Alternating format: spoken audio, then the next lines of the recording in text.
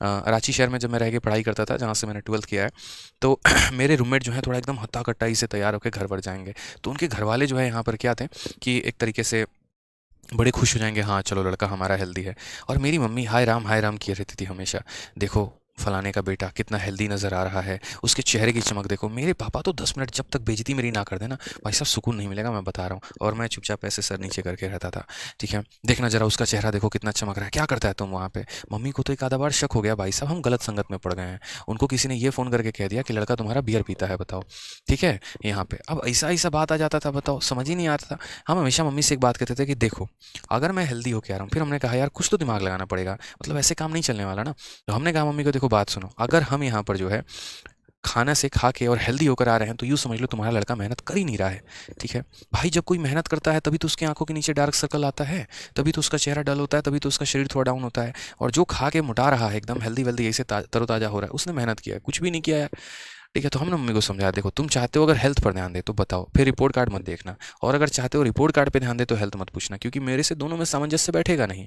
ठीक है, अगर रिपोर्ट कार्ड में अच्छे नंबर लेकर आने हैं, अच्छा स्कोर करना है, तो जाहिर सी बात है यार मेहनत कुत्तों वाली करनी पड़ेगी। एक कोचिंग छोड़ के दूसरा भागो, दूसरा छोड़ के तीसरा भागो। 12th की कहानी मैं बता रहा हूँ, जब हम साइंस लिए थे, यहाँ फिजिक्स से भागे केमिस्ट्री में, केमिस्ट्री से भागे मैथ में, ऐसी वाली जिंदगी एकदम भागम भाग, साइकिल चला रहे हैं, पानी पीने का होश नहीं है। ठीक है, तो उस सिचुएशन में जाहिर सी बात है इंसान तो फोकस करेगा नहीं हेल्थ पे। दूसरा, जब स्टूडेंट लाइफ होती है ना, तो हमारा ये भी आदत होता है सेविंग, हम जितना ज़्यादा पैसा बचा सकें।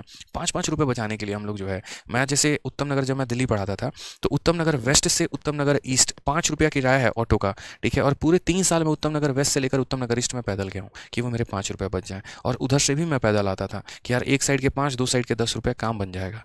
यकीन मानिए 10-10 रुपये बचाने के लिए बहुत दूर आदमी कदम चल लेता है, पैदल चल लेगा, क्यों 10 रुपये बच जाएंगे। तो ऐसी सिचुएशन में जब संघर्ष बड़ा होता है ना, तो वो चेहरे पर रिफ्लेक्ट नहीं करता, वो रिफ्लेक्ट करेगा आपका, लेकिन अभी नहीं, जब आपकी चीज़ें वेल सेटल्ड हो जाएंगी।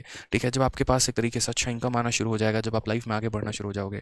मेरी कहानी तो ऐसी है कि सुबह 9:30 में निकलता हूँ, रात के 2:30 बजे घर पहुँचता हूँ, सारी क्लासेस लेके 2 बजे, 2:30 बजे, 12:30 बजे, 1 बजे।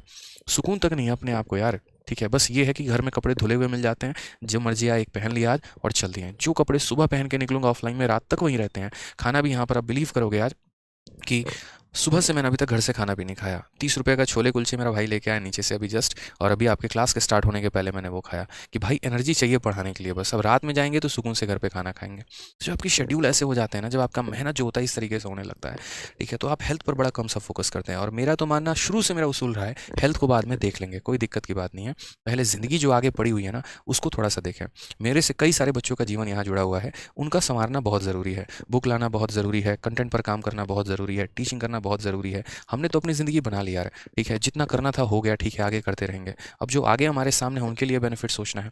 अगर अपने बारे में अभी सोचने लगा कि ये ब्रांड पहनूंगा, ये खाना खाऊंगा, वहाँ जाऊंगा घूमने, हेल्थ पर ध्यान दूंगा, शेविंग पर ध्यान दूंगा, तो भाई हो गया, फिर तो काम निकल गया।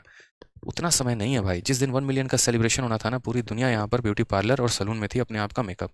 हम सुबह टाइपिस्ट के साथ बैठ के शाम तक जो है कवर पेज फाइनल करवा रहे हैं। और यही हमारा अस्तित्व है, यही मुझे करना है, और मैंने स्वीकार किया इसे कि यही मेरा जीवन है। ठीक है, मेहनत नहीं करेंगे तो नहीं हो सकता है, जीवन में मेहनत करना पड़ेगा सर। बिना मेहनत के कहाँ कुछ मिलता है, नहीं मिलता है। एपीजे अब्दुल कलाम से बड़ा इंस्पिरेशन कौन सा हो सकता है यार। कितने बॉडी बिल्डर्स को और कितने मॉडल्स को आप याद रखते हैं, उनको पूरी दुनिया याद रखती है। स्टूडेंट कम्युनिटी में सबसे बड़ा इंस्पिरेशन है वो। कहते हैं ना कि if you salute your duty you don't need to salute anybody, but if you pollute your duty then you have to salute everybody. अगर आप अपने कर्म को सलाम करते हैं तो दुनिया में आपको किसी को सलाम करने की जरूरत नहीं है।